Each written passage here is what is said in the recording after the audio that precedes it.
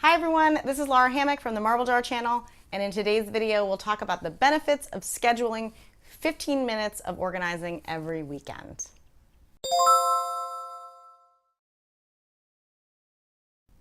I am someone who functions best with my chores scheduled in. I do financial chores on Tuesday, pay bills on Friday, laundry on Thursdays, fold clothes on Fridays, and on Saturdays I do 15 minutes of outdoor chores and 15 minutes of organizing. I realize that this seems utterly oppressive to some people. I get it, different strokes for different folks. But let me make the argument to you why I think you should do 15 minutes of organizing a week, whether it's on the same day each week like me, or just has a place on your weekly to-do list. So first, let's talk about organizing burnout. I typically have a lot of energy for a project when I first get started. For example, I love rototilling and planting my garden in the spring, and then I lose steam and I have less energy for weeding and maintaining my garden throughout the summer. I frequently will get a major organizing bug if I find a decent pocket of time. I'm gonna clear out my whole closet or totally redo our basement or go room to room and trim down everything we own. And I start out full blast, but then I get distracted or tired of it or bored, and that's it. I don't touch organizing again until I have the time and the energy for another big project. I call that phenomenon organizing burnout. Spending hours and hours organizing is going to lead to burnout, and frankly, the massive effort involved in any of these large projects is enough to make me never start them and avoid them forever. So instead, it seems much more palatable to bite off tiny 15-minute projects once a week. It doesn't require too much energy to get started, and it helps me build my organizing muscle. So maybe you don't need to do this and you're really good at getting rid of stuff and trimming things down. I have a bit of a hoarding tendency that I have to fight against. I like hanging on to things just in case. Without regularly exercising my organizing muscles, I'm at risk of giving into hoarding entropy and being surrounded by stuff that I don't need and won't use. The answer for me is regularly doing 15 minutes of organizing each week, just like exercise.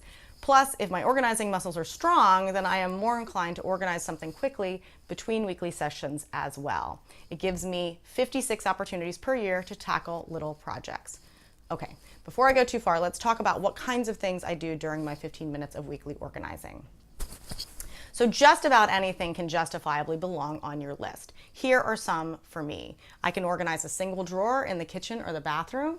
I can organize one shelf in a linen closet, a storage bin, stuff that's under a bed, one drawer in a clothes closet or 12 inches of hanging clothes, half of my freezer, the apps on my phone that have gotten out of control, or one directory in Google Drive. I also put some cleaning / tidying things on there. Tidy the garage. It's not necessarily organizing since I'm not getting rid of things, but I can put it on there anyway. Clean out the fridge, wash 15 minutes of windows, replace burnout light bulbs, remove cobwebs from tall ceilings, or clean out the car. So there are many Saturdays where I spend my 15 minutes dealing with piles. So you know what I'm talking about. The pile of stuff that you need to make decisions on, that needs to be returned or needs to be stored somewhere, but you haven't had the energy to give it enough thought. We all have piles like that. Some of us have multiple piles. It's very satisfying to deal with a pile since we usually put them in really obvious places so that we don't forget about them. Once we deal with them, they disappear. It's so satisfying. Also, you can break big projects into 15-minute bites. So say you need to organize your garage. It might be something like a 3-hour project. So split it up into 12 15-minute units like this. 2 shelves of each storage unit, that's 4 units of time. Your tool drawers, that's 3 units of time. Half the tool cabinet, that's 2 units of time. A sports bin, 1 unit. Hanging tools, that's another unit. And everything else, that is 1 more unit. So you can do all of these chores consecutively, or you can sprinkle in another task on weekends where you're getting bored of doing the garage. Eventually you'll get it done, and you might be more thorough since you'll be fresh when you start each week. So I keep a list of stuff that I want to do on my 15 minutes of organizing so I can just launch into the project without giving it too much thought. I put things on there that are in need of 15 minutes of concentration that I don't have the energy for during the week. Those don't necessarily have to involve organizing, but they definitely help to keep the house tidy. For example, I need to repair the hinges on our ottoman. It's probably no more than a 15-minute job, but I have been putting it off forever. I stick it on the list and it will eventually get done. If you find that you're avoiding a task on your list, it may not be in a small enough chunk. find a way to break it into 2 or more parts, and you'll be more inclined to tackle it. So there are going to be some weeks where you'll just want to keep going for like a full hour.